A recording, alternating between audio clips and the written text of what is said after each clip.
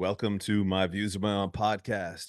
If you're listening to this on a podcast app, please leave a 5-star rating or a nice review. Here is an example of a nice review. Hey, this was good. I liked it. Uh, Feel free to use that. Just plagiarize that straight from me. I would be ecstatic. If you're watching this on YouTube, please like and subscribe. And those are all the things I'm going to ask. Before I say my guest today is filmmaker, screenwriter, actress, Jessica Anderson. What's up, Jessica? Hey, how's it going? Thanks for Pretty having me good. on. Oh, thanks for being here. I feel like I wanted to ask the people that are listening to like do one more thing. So I don't know. Maybe uh share this. Yeah, share it. That's good. That's okay. Sure, Now yeah. I feel like Like, I've subscribe, and share. I feel like I have now officially asked for enough things. Hey, I Cool. just watched your short Oh horror yeah, your satirical short horror film Money Back Guarantee. yeah. When you watched it, did it read as horror or was it a drama? Because the festival classified it as a drama, which wasn't sort of what I thought it was. Drop uh I mean, I kind of caught a little more comedy. I mean, there's definitely horror. I Cool. guess I can it not be all three? Can it not I be guess it can, yeah. I guess there are elements of everything in it. I mean, in a lot of movies, right? That's kind of like I it can would be say all the best horror movies are dramatic in true, my of course. opinion. Like for instance, like even like The Ring, which has a lot of jump scares and Yeah. but it's like a really dramatic movie. If It you is dramatic and there's a lot of like tension and obstacles and all those things that kind of go into dramas and the yeah. tension and all. Yeah, for Or sure. That's or definitely. I could point to one that I don't like, but I'm the only person in the world that didn't like Midsummer. Uh, but I would say that, in my opinion, I would say Midsummer is just like a really really long drama with It like is it is. Yeah, it definitely is a drama and how it begins and even like the relationship struggles too and stuff like that and just interpersonal relationships, all those things. Yeah. yeah. But yeah. So I don't know. I wouldn't read too much into people trying to throw the. But hey, let's. You don't have to take my word for it. I was going to ask you. So obviously, so like this is like you're still in the film festival circuit, so people, I'm very special that I got to see it because you sent me a link. But just can you explain to everybody like what the film's about, what inspired you to create it, and how you got it done? Yeah, I guess like basically I was inspired to create it. It was during that time when like all those like kind of they weren't I don't know if you call them robocalls, they were actually people. I'm not sure if I know exactly what a robocall is. I don't know if it's like a Yeah, robot or just like kind of those like spam calls when people they kept calling about like auto insurance like guarantees and stuff like that. yeah, yeah, And yeah, you were getting like one after another, like relentlessly, and the same person would call back like or asked to call back and they just would keep calling and it was like annoying but I was like well it's like there's so much desperation like with every call and like to even just like have that kind of like humility to keep doing it it's like this deep rooted kind of need for something and so yeah, then that kind of was like the build of the story like what if somebody that was making those calls was really in like dire need of your help and that's why they were making these calls and like would you help them like would you yeah, actually like take the time and so that's kind of like the premise of the film that like taking maybe like 10 minutes out of your day or giving someone like a few $100s to save your life would you really do it like especially like if you yeah, know that it sort of like brings in the question like what makes you can think you're a good person but if you won't go a step out of your way to like help somebody are you a good person not that obviously I'm not saying that those calls are if the guarantee or the auto insurance is even real or if it's just some scam I don't know but it was just sort of like presenting that kind of question. yeah. Like part of the premise. I mean, I'm not giving away spoilers. It's just you're kind of a privileged person, and you're Yeah. getting annoyed. But and we all were. Yeah, I feel like that has died off a little bit. But yeah, the whole have you your car car warranty. People Yeah. always constantly calling you about your car warranty, and you're like, no, shut the fuck up. Uh, but if you don't mind, may I share my favorite line from the Yes, short please. film? Okay. There's a yoga instructor. I think that she's watching a yoga video on YouTube or Yeah. something, and he's like doing it with so many like. I've been to a lot of yoga classes, and I feel like sometimes you get a yoga instructor that kind of like they just kind of start going off on a tangent that has nothing to do with the class, and I feel Yoga. like yeah, No. and and he goes, you know, guys, lately I've been thinking. This is not verbatim, 'cause but didn't memorize the every line of this movie, but he's like, I've been thinking a lot about people that are less fortunate than me, and it started making me sad, so I stopped thinking about them. And then he goes on to like tell you like the next pose. Yeah, it's totally it. And that sort of is like the whole premise of the movie. Like everything he says, like protecting your boundaries at all costs, like no matter how Yeah. much somebody needs you, or wants from you, just you gotta protect yourself. And there is like this kind of movement towards that too. And like I think the spirit and not that there's a place for it, obviously, but Yeah. then sometimes it can be taken to this extreme, of like self-protection and not really wanting to go an inch out of your way or making yourself uncomfortable at all, obviously. But yeah, that was my EP who played that role, Declan. Oh, cool. Yeah, it was Yeah, funny. so I guess yeah, having like you say that kind of back to me, I realize that does kind of encapsulate what you were doing. I mean, like I said, Yeah, he I don't sums want to up. I don't want to Yeah. spoil a lot, but like let's just go ahead and say that the telemarketer dude who's bugging the shit out of you and trying to sell you a car insurance is actually in mortal danger. That's the horror, but Yeah. the yoga instructor, that's the I mean, it would have been perfect right there at the end of that when he's like, I was thinking of people that are, less fortunate than me, and it made me sad, so I stopped thinking about them. And I was just, I thought like, almost right there, it'd be great for it just to go like, "This is America." Like if you would feature length this, just to throw Totally. Childish Gambino in there, right there, because it's kind of like that is the vibe. The Yeah, totally. like Totally. Totally where, the vibe. Yeah, and where then oh well, yeah, I don't want to I spoil my own movies, so I'm probably like, oh about it. But yeah, so that's totally that was it. So he was funny. He did a good job. That was yeah, no, that was great. cool. Um, Thank you. but yeah, speaking of just so like you had a feature length film before this, which was more of a like a romantic comedy kind of deal, and but you're heading in a new direction, kind of. You're kind of going here with you're planning on taking your filmmaking more into the horror genre, and what would you say like creatively, like what's calling you in that direction? Well, yeah, I mean, well, that movie was supposed to be like a Black Mirror episode originally. It was like supposed to be this a dark sci-fi kind of like film. And I originally like the plan was I was gonna make it and then try to pitch it to Black Mirror. I really wanted to get on Black Mirror. This was before I think Black Mirror is over now, but like there's like there's like a bit of a sci-fi element to that movie. Like I also don't want to give away the end to that movie, but there's like a sci-fi twist thing. So it's supposed to be a lot darker. As I wrote it, it got like lighter and lighter.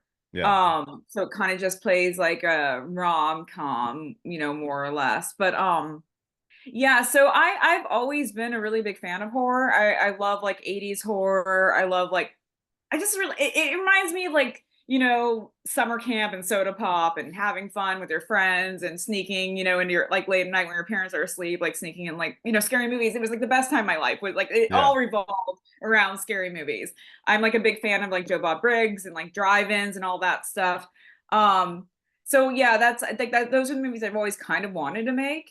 Uh but most of my writing tends to like have comedic elements in it, but right now I just wrapped another short film, almost wrapped. I have like one scene we still have to like, pick up, but and that's a horror. That's a pretty straight horror, but there again, it's not as comedic as a short you watched, but there are definite comedy elements. And then I have two screenplays for features that are finished. Trying to get those like moving, and those are also very like they're kind of one of them's like a very 80s styled slasher horror, and the Yeah. other one is kind of this weird upside down John Waters-esque world mixed with like a horror film in it. So like they're both horror, but they're also they have a lot of comedy in them. But I feel like a lot of again like a lot of horror movies, especially 80s horror movies, were like very comedic and a lot of ways. I like weird creature features and all that stuff. So Oh yeah. I mean, I would 100% say, okay, well, okay, not 100%. I was 90%. I would say all the best or all my favorite horror movies have comedy. Kind of like what we were just totally. saying, like it's everything's got drama, but like Yeah. what especially you said you were going back to like the stuff when you were a kid, like Yeah. and so like for me personally, I'm trying to think of like the stuff that like really like caught me like originally and like drew me into horror, and that's gonna be like Sam Raimi, Yeah. like Yeah, for sure. so like Army of Darkness might have been one of my very first like first like favorite horror movie. I think me too. The And funny thing is that was like one of the ones that like I have an older brother and him my cousin would they were obsessed with like the Evil Dead movies and I think that I would always try to like sneak in and like watch them with him like and they I was like the most annoying little sister in the world. I was trying to be one of the boys, my brother was like get out of here. But yeah, Army of Darkness was definitely like one of my favorites as well because I and that just also reminds me of that time, like hanging out with my brother and cousin and like after yeah, midnight watching those movies and stuff like that. So yeah. Uh, if you don't mind if I ask, it's just like, and I know this is like this can be an impossible question. Like if somebody asked me what is my favorite comedy, I'd be like, I don't fucking know. But like, do you think you could possibly just say like just off the top of your head without thinking too hard, favorite horror movie of all time? oh well, so my favorite I have like Reanimator and also Brain Damage. Those are like my top two. Like favorite and those are both very comedic as well. Man, Uh I'm so out of the loop because I haven't seen either one of those movies. those are very old. Yeah, they're older. So they're like 80s. I don't remember when Brain Damage was, but I think I don't know if that's 70s or 80s or like early 80s. But those are like my probably my top two. Like Frankenhooker. I like just kind of like those Yeah, kind of, but they're all very comedic. yeah, Uh, yeah. I mean, I do like real horror, like scary horror too. That is less fun. But those movies, I like movies that don't take themselves too seriously too. I feel like we're kind of like that's all the same subgenre. Like when we Evil Dead similar too. yeah when we say the Evil Dead franchise, like and you bring up like a lot of the earlier stuff like the 80s 70s, and it's not taking itself that seriously. That all Yeah, kind of falls into like that Sam Raimi world. totally. Yeah, So yeah, totally. so I get that vibe. Is that kind of like something you'd like to pursue? Like more is like going in the route where you keep you keep the laughs there, you keep it like a little bit lighthearted here and there. Yeah, I mean, definitely. Yeah, but like the next two films I hope I get to do. That I will do. Manifest that right. Um, Yeah, absolutely. they they have a lot of lightness in them too. Um, so like actually one of them almost plays there's like almost two separate storylines that end up colliding, and one of them's like a romantic comedy and the other one's like a dark horror. So like a slasher. So there's definitely like two worlds within the same movie. Yeah. Um, so yeah, they're all gonna have like, I think it's a mix of light and dark. I I feel like that like a lot of great films that I like that I think are great. I have very weird taste though, so not everybody will think they're great. It's a combination of those things. I feel like I feel like this is like really tough because I'm trying to like skirt around asking you to just directly spoil all these things that haven't come out yet. So Yeah, like, I but I was definitely gonna like say well, I was hoping like you could just take like, I mean, I'm sure there's a way like you could do it. Maybe just like one of your screenplays that the ones that like that you're trying to get into production right now. Like, yeah. can you just kind of give me like the story, the vibe, and what you want to see on screen when it's on film, like your vision. That's kind of what I'm curious about. Well, so okay, one of them I won't even mention. I'm so paranoid. I'm the most paranoid person on earth. So like I try to stay until like I'm at least in pre-production. I try like stay away from like giving too much information Yeah, for sure. way. But it's a very like the one I wrote first. It's a very feministic like slasher kind of film. It's not. It doesn't take place in like the. But I try to make things like kind of like time non-specific, like era non-specific. It could be like almost any time, but there's gonna be some like it's gonna be styled like an 80s slasher. Yeah. Um and it's kind of got it's a psychological.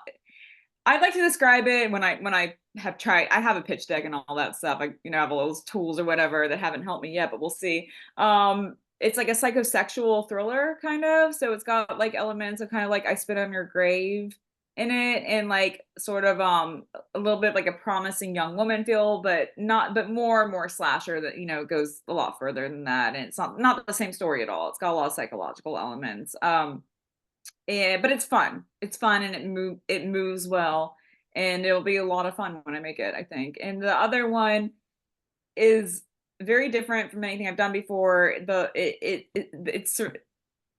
It's a story that revolves around a child.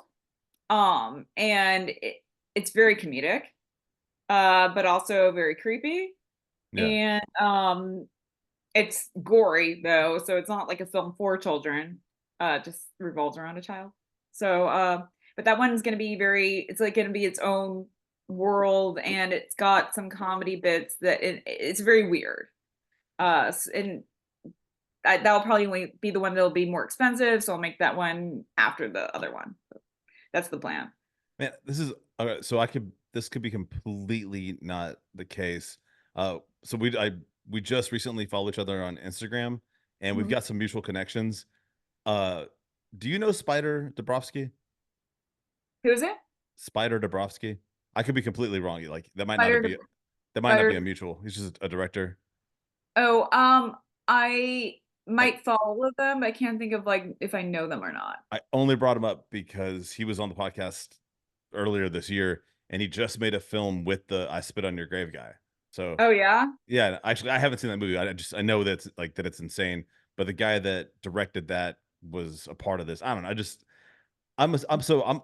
I'm over here in Nashville, and I just like it is so Oh yeah. silly to be like be like you're in LA. You must know every single person that I've ever spoken to in LA. Like with the I might. I know I follow like a lot of I follow a lot of people, especially like if I know that someone's in the like if someone starts following me and they're in the industry at all, I'll follow them back, but I don't always know who they are. yeah. What's his IG name?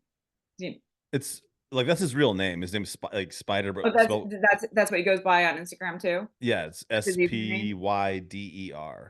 Oh, And I then don't know. Yeah, I don't. spelling his last name would be it's Dabrowski. Yeah, It's yeah, one of yeah. those. But that's It's cool. But so I guess like I know that I Spit on Your Grave. They've done a whole bunch of like recent ones like sequels. I only really could recommend like the 70s one.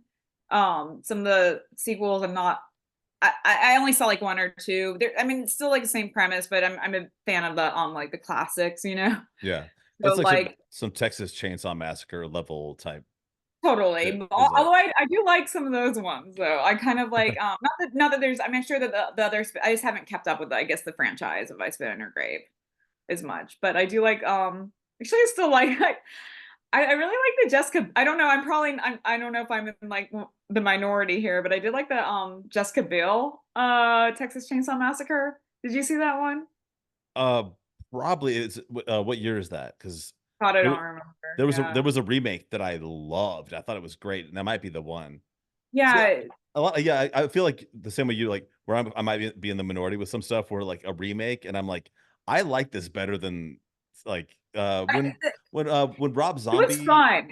when I love Rob's the Rob Zombie Halloween, and no, I shouldn't say. Was that what you're gonna say? The Rob Zombie Halloween movies? I was gonna say when they gave Rob Zombie the Halloween franchise, I thought it was the best move they'd done with that Um, and the whole time, and I was like, finally, because he created like all House this of Thousand backstory, Corpses, and like you I thought so too. I totally, I honestly, I see eye to eye on that one. And we're in the minority on that. Like I've heard a lot of people like that give that movie some shit. And I'm like, I don't know, that was pretty fucking awesome. People they do give it I've had some people be like, "No, the original only for I liked it. whatever." And I'm like, "Yeah, but what Rob Zombie did is like he first of all, he made it seem realistic. He didn't he It took seems away so real. some of like the he kept some of the supernatural shit later on once he's fully Yeah. grown. The set, yeah, But Halloween too. Yeah. in the beginning, especially in the first movie he made, like showing Michael Myers' childhood, the stepfather, the sister, the mom, like you get this like he actually does this world building. And then when Michael Myers is fully grown and the reason why he always wears a mask is now explained. I thought Mhm. I was watching it, I was like, this is the best Halloween movie I've seen. I actually like I'm like kind of I don't always I totally agree. I hear you on that. And I love the backstory and I like all that like the explanations that I just really liked it. I love Rob Zombie horror movies. I He's got love the great visual, he's got like great I think he style. does Yeah. it's so stylized. It looks so to me it's so cool. So he's a huge I'm a huge Rob Zombie fan. I just Like saw I've him been to a concert before and everything too. I actually just saw him in person. Do you mind if I just tell a quick anecdote? This Sure. happened very recently. My brother came to town. I don't get to see him that often. We had tickets to Rob Zombie. The seats were fine. We're right. And Rob Zombie's stage show is just for anyone that hasn't seen Rob Zombie live. There's pyrotechnics. There's like 30-foot tall robots. There's like shit that like on like the screen that's like hypnotizing you and giving you like seizures. I mean, the whole thing is it's and even if you don't like the music, it would just be cool to like I would go see it as just like Totally. as a, The show. a show. Um Yeah. but I had noticed we were here in Nashville and I don't know what was going on. The Nashville crowd was sucking and like no they were just low energy. And he was like, "Come on guys, like let's have like Rob Zombie." And I hate to see, you know, my dear Rob Zombie asking the crowd to show some energy. And I was like, well, you know what? I'm gonna show some energy because I could see that uh the floor level, like which was like they had like a really small area in front of the stage for floor seating, and it wasn't full. Yeah. And I was like, dude, there's no reason why we shouldn't be able to go down there. Like it's like half empty. And so I just walked down there and I've done this a lot in my life where I just walk confidently past a security guard and have gotten into some places I don't, belong. And this, I mean, it almost worked so well. I just walked right past the security guy, and then my brother was right behind me, and then the security guy was like, "Hey, whoa, whoa, what are you doing?" And I was like, "Hey, man, we're just like nobody's in here. Like, there's all this space." And he's like, "Sorry, dude. Like, these tickets are like, $1,000 to be right here." And I was like, and then I don't know what I was thinking, but I was like, "Look, this is my favorite band," which is a lie, but I do like him. But I was like, "This is my favorite band, and this is my last chance I will ever get to see them." And I could tell that the bouncer didn't believe me, but also didn't give a shit. And he was Yeah. like, "All right, fine." And he said, "But he confiscated my brother's beer." And I was like, "Okay, that's a fair price to pay." And then we're having so much fun. 5 minutes later, the guy comes back with the beer, but in a plastic cup. Because the only thing was they didn't want you throwing beer cans at Rob Zombie. So Yeah, that makes sense. that is my anecdote of how we accidentally got. I mean, I like from where we were sitting, not sitting, but where we were standing, I could have thrown a beer can at Rob Zombie and hit him Oh, first try.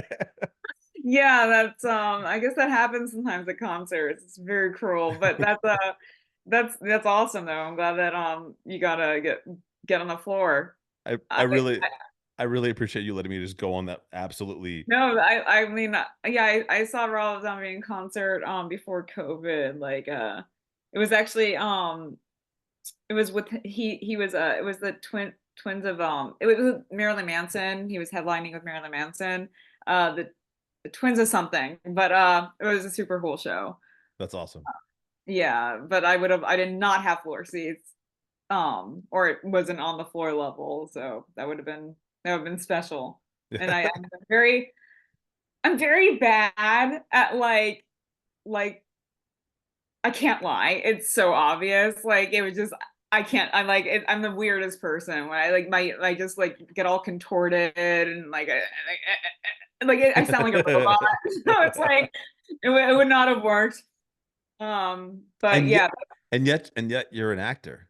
yeah, it's different though. Like because like film, you're in character, so you're not like lying. It's like lying to real people. It just it's like I can't do it, man. I can't. I just it's so obvious and I never got away with anything as a child. Can't get away with shit now. So Huh. I wonder if that, like, because I've this is kind of neither here nor there, but I wonder if there's like some way I could find a way to like channel my ability to lie like so well to like authority figures and police and body, and like security guards. If I could channel that and become like a great actor by just pretending that everyone that I'm talking to on set is a cop. Uh yeah, like never worked. so Oh, okay, Jessica, I have to ask you, now that we're finally talking about like modern horror, or I mhm. guess, Rob Zombie hasn't really done much in film in a few Yeah, years then and the stuff. last thing with the Munster remake. Oh, I didn't see that, Yeah, but it's probably still on Netflix, I think. yeah, I don't know. I never saw the Munsters when I was a kid, so I don't think I Yeah. really care. But right, But right, right. what I want to ask you, that this is just like film technique, like, or just really personal, like what I don't know how am I gonna like say it, like what I'm trying to say is like I have a gripe with like a lot of modern horror directors, which is the excessive use of jump scares. And Yeah. oh, sorry, go ahead. Oh, no, no, no, go ahead. Well, I was just gonna like you were probably gonna do exactly what I was asking, which was, do you have an opinion on like on the jump scare itself as a technique or a trick, or like how many times can you use it in one movie before you're kind of blowing it? Jump scares aren't my style. Yeah, Like it's not my I don't really like those kinds of movies. I'm also just not like a really big fan of supernatural stuff either so much. Like I mean I sometimes I like I mean I guess I like zombies. Like I like the Evil Dead stuff, but like I'm not really a fan of jump scares. Like it's not my taste. I like no or overusing them and definitely no like I'm not trying to insult anybody, people have different tastes. So it's like, yeah, I get that it's kind of like I understand that like why people use them because it's like you're getting a visceral reaction from your audience, and sometimes that's what yeah, people go see horror movies for. But I'm more of like I like the like a world. I like the creation of a world. I like I like story driven films. I like character driven films. I like a real bad guy. I like that kind of thing. And I don't know, like, would you describe like slasher films like Halloween or Friday 13th, those kind of movies? Are those jump scares or are those just like when you don't expect the villain. I mean, you always kind of know when they're going to pop up. yeah. Um, but like that's not really a jump scare, is it? Like when they No, I agree with you that the jump scare does kind of land more squarely in the supernatural realm. That's where you yeah, get it a lot more in like, those kind of paranormal stuff. yeah, I was gonna say paranormal activity, or um Like honestly, Blumhouse there's one movie Monsters. that I would say they actually did it really, really well though, which is the new It, uh Oh, okay. the remake. There's Yeah. But the thing is, like, it's very long. It's so good. Like, it's really, really, really great. But there are so many scenes where when Pennywise appears, it is startling. So, Yeah. I If it don't know. works, sometimes it works. So yeah, Um, but like I think that like jump scares can't be the only thing in the movie. Like the movie shouldn't rely on that. It should be about like, the story and the characters and all that stuff too. yeah, I feel like sometimes some horror movies like lack in like story and also like staying true to themselves and their own like rules and stuff like that. yeah, And sometimes they don't make sense and it's kind of like just throwing a lot of stuff in a movie, like just like overcompensating with jump scares, yeah. instead of like the story. I think it often is, and not to. I mean, who am I to say? I mean, I have how many movies have I made? But with the like, I think a lot of times with people with jump scares that do get a budget and throw out a movie that way, and that's it's just jump scare after jump scare after jump scare, and that's Right. kind of all that's happening. You know, it's a good example, a good analogy, because the Olympics are happening right now. I think I'll use the Olympics, is if you learned one trick really good, like, Yeah. and I'll use skateboarding because it's the sport that I care about. So, like, you learned how to kickflip, and you're great at kickflips, and kickflips are an important, like, fundamental trick. But if you go out there and you just kickflip over and over and over again, nobody wants to watch that. Right. Right. Yeah, So it loses its whole effect in the first place, like, if that's it's what's yeah, it's happening. like, can't you do anything else? So yeah, all right, same page. Jump scares, they have their moments, and also, like, sometimes they can be, like, brilliantly done. Like, I think we were talking about Sure. The Ring earlier. The scene where, um, I think it's the first body we find, they open the closet and the girl's dead in the closet in, like, the most The terrifying Ring rigor was really mortis. creepy. Like, Yeah, that one really worked. I mean, obviously it started like that whole it started a lot, like, kind yeah, of like the originator of a lot of that stuff and some of the like kind of like the modern CGI for horror films, I think, like yeah. kind of, but yeah, that movie was great though. You, you, yeah. I think there was a movie, I think it was called The Haunting. I was I think I was, like, 15 when I was watching it.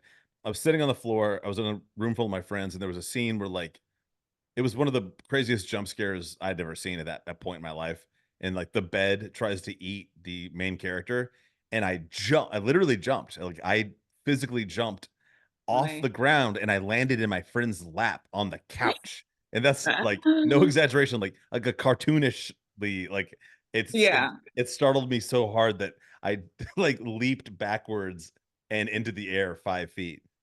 Was that the movie with Catherine Zeta-Jones? The It Haunting? I'm I gonna, like, think remember which one that uh, was. There's so many that have names that are similar to I that, know that it's like I wanna say Frances McDormand is in it, but that can't right, be. right. I think that is, yeah, I know that is what I think Catherine Zeta-Jones was in that too. Yeah, Like, 'cause I 'cause like that one too. I think that, yeah, I remember when I was a kid, I don't wanna whatever age my but yeah, I remember that movie. I just realized that, Scary Movie 2, uh, they steal a lot, like, the one with the Wayans brothers. They Oh, yeah, actually I don't know if I saw that. they take a ton of stuff from that movie to make it, uh, Yeah. Yeah, so totally. yeah, so yeah, you're right, I think, it is Catherine Zeta-Jones, Frances McDormand. If you guys haven't seen it, it's I don't know, when I was 15, it scared the living shit out of me, so it might scare you too, I don't know. Funny. Um, alright, so, let's talk about some tropes a little bit. Sure. Is there any kind of horror movie trope you would never use in one of your films that you just would be like, "No." Hmm. I mean, I don't know. I can never say never say never. I Yeah, don't know. yeah, of course, of course. I was just curious because, like, we were I thought, like, after I said, like, what I said about jump I scares. guess, like, I just like, for me, I don't know, this is like a trope, but I don't love like the thing I wouldn't do in horror films, I guess, like, I don't love like the overuse of female nudity to get an audience. But I don't, but like I don't think that that's like necessary. Not that I don't wouldn't use nudity and that like there are nude scenes in my films, but I don't think that it's like I don't really like like like just like the and some of my favorite horror films have a lot of nudity in them, but like that, like for me, that's not my style for tropes. I don't know. I'm not. I don't know what things that I Yeah. wouldn't. I wonder if I that don't. too is, like, a lot of that is, trying to attract a certain demographic because you're gonna want a lot of 13-year-old boys Yeah, it's like watching. 13-year-olds, and then like just like the whole like people having sex and then they get murdered. Yeah, Stuff like that. And sometimes it works, and sometimes there's so much overuse of that specifically. I don't really like. I don't. Yeah, I don't know. Yeah, I mean, I just it just depends on. I can't say what I wouldn't ever do certain things, but that's something I wouldn't really like do because I don't think it's like necessary, and I think it can cheapen film. Like it can just be like I don't. It can yeah. cheapen things to me a little bit, Yeah. And but yeah, I mean, I don't really know that I wouldn't do anything, you I know. think I'm I not think really into CGI stuff so much. I like things that feel more real. oh, like I doing don't really practical like, effects instead. yeah, I don't really love ghosts. Yeah. Um, it's just not my thing. I don't like ghost style films. I usually don't even like exorcism films, but I love Talk to Me. Like I thought Talk to Me was like, and that's not exorcism, but it does have to do like you know this the spiritual kind of like undead realm, like the ghost realm. And I don't Yeah. usually like love movies that deal with that, but I thought that was like I thought that movie was so interesting and well done. Did you see Yeah. it? No, I haven't seen it, but I will now. Yeah, I thought that was one of the best like kind of like modern, you know. Because I actually love uh exorcism films. Like Yeah, so exorcism, that's like something I want to do. That Emily doesn't Rose. That one was, oh my God, that was baller. Have you seen Yeah, that was good. And I also really liked I can't remember the American Exorcism. I think that was the name of it. It had like that act something Bell. Ashley Bell was in it, and that one actor who's really, really, really good. He has like kind of he has like red hair and like really he's really pale and has like red eyebrows and freckles. He was her brother. That was one of my favorite. That was probably my favorite. I think it was called An American Exorcism. They were brother and sister in it. Did you see that one? no, but I'll check that out too. But I would never do an exorcism movie like I do. either. I do want to shout out one though. It's a little off topic, or it's a little off genre. But Patricia Arquette did one I love called Arquette. Stigmata, and I it's a saw classic. Stigmata. It's a Yeah, that classic. was really good. I wouldn't say it's exactly an exorcism, but it's really close. That's also like a kind of old style like rose like psychological thriller type thing too, like a Yeah. little bit, which Were you I gonna did say really love. Rosemary's Baby? Yeah, yeah, like kind of that. Like I love those movies too. I love psychological thrillers. I you know I wasn't like I but but I would never but those are I would never do any kind of like any religious horror films. Yeah. I wouldn't do any exorcism horror films. I wouldn't, you know, just because it's not really something that like I was it's not my field of interest. I have no knowledge on it. I'm not really, you know, I wasn't raised in any kind of church or anything like that. So like I think sometimes you do things that you're so not that you're familiar. Obviously no one's familiar like being a masked Yeah. murderer, you know, like that writes these movies, but like it's not really like my field of knowledge or interest necessarily. So Yeah. and sometimes I just don't know how much more there is to do with like exorcism films. Sometimes there's so many of them that to me they can like it can be hard to make more them unique at this point. But you It can do can be different. dope though, like when you do the religious route. Trying to think of that one with Keanu Reeves and Al Pacino and the Devil's Advocate.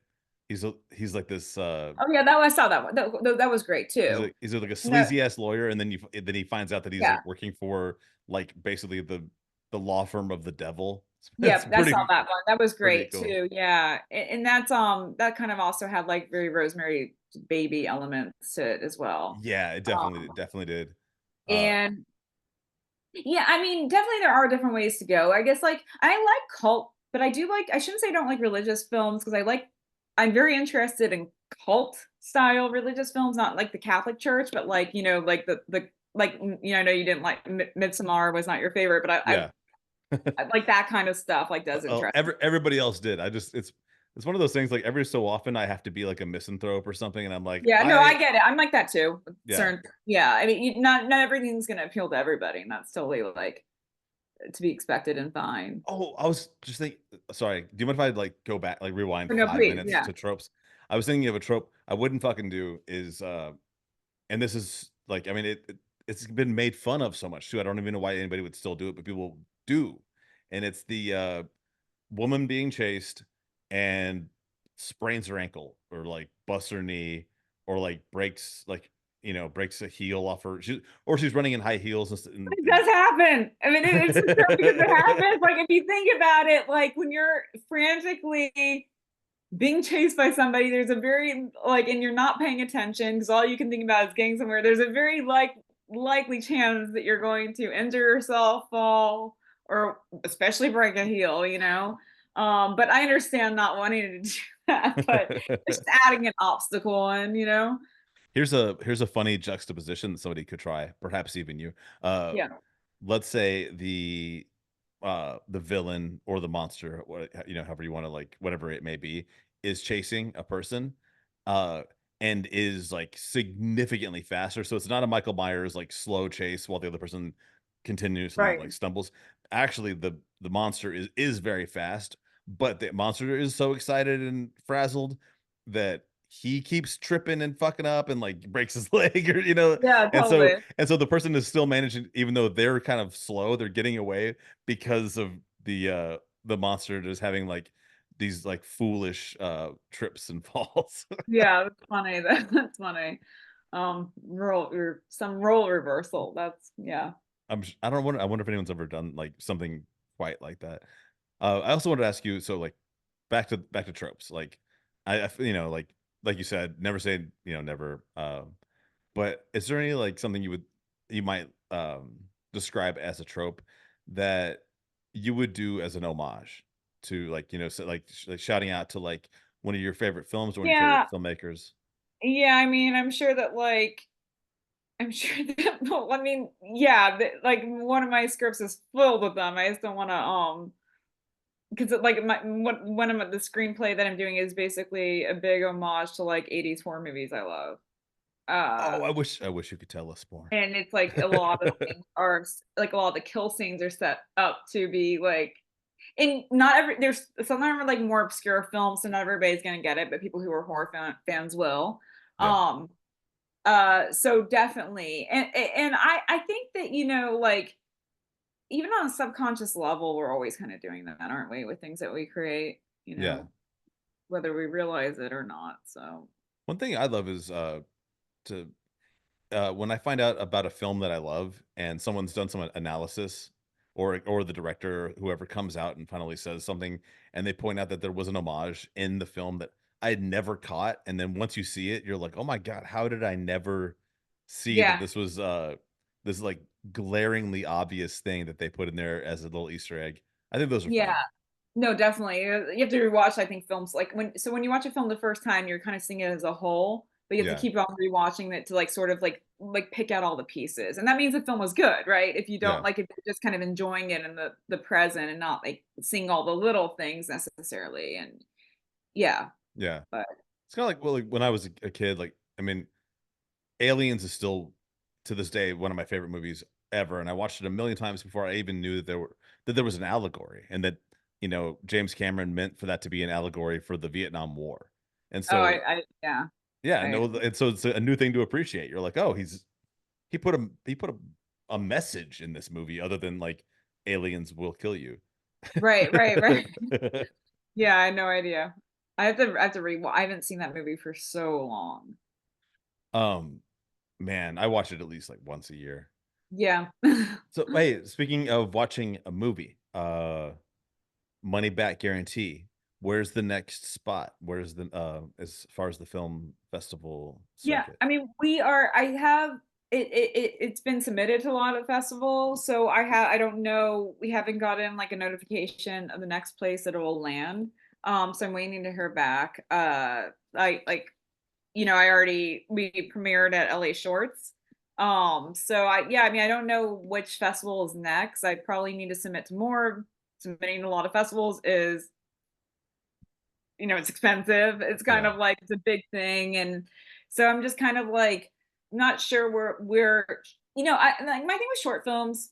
See, that film is like a one-off. That's not something that's going to go on to be like it's not a proof of concept or anything. yeah, I like doing short films because they're easier to do than making a feature, like than making another feature. It's a lot more accessible. It's cheaper and stuff, and they're fun. But like I don't always know what to do with like I haven't figured out exactly what to do with them once they're made besides like the festival circuit. I guess like the whole yeah, idea is that you get some kind of like traction on your career, from them, like that you can sort of build your career from or hopefully start a career with or like just like get a step up or something. But like yeah, so I don't know where it'll end up once we're done with the festivals. Like um the film that I just shot, we wrapped most of it on Wednesday night. That is kind of that is something that's more of a proof of concept that could definitely it has like its own world. And like I could make a feature from that if like, I could easily extend that into a feature. Um but yeah, but with money back guarantee, I think that like we'll probably put it on some like once it's done with the festivals, I guess you put it online somewhere in different like streaming service sites or whatever. I know that another thing that you could do is like hopefully selling it to an anthology. Like for horror too, there are a lot of anthologies that kind of have different like horror shorts from different directors in them. So like I could try to get into like pitch it to one of those. I don't know.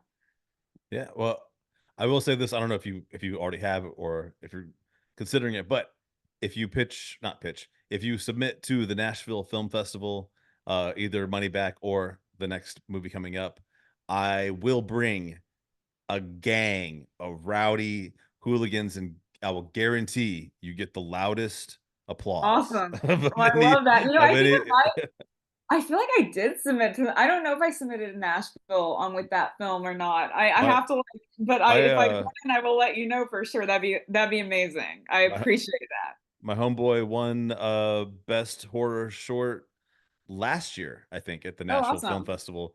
So yeah, let's keep it going. Let's keep, let's Yeah, awesome. I'm definitely in the next I will definitely if I haven't yet submitted, I will submit with that one. I'll submit with my next one as well. So eh, I want to get that film in Nashville.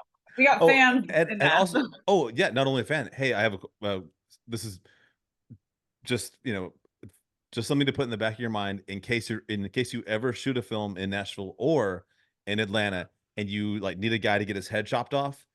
It's on my bucket list to get my head chopped off in a movie. So I don't even need a line. I just want You just want your head chopped off. That's yeah, great. Thank and you. in a cool way, like Okay, well, of course it will be in the most cool way possible that uh, I can come up with anyway. Jessica, I have one last question for you, and it's the most important question of the day. Okay, for sure. Oh, and I just had a crazy deja vu, which means we must be on the right track. That's my belief system with Cool. deja vus.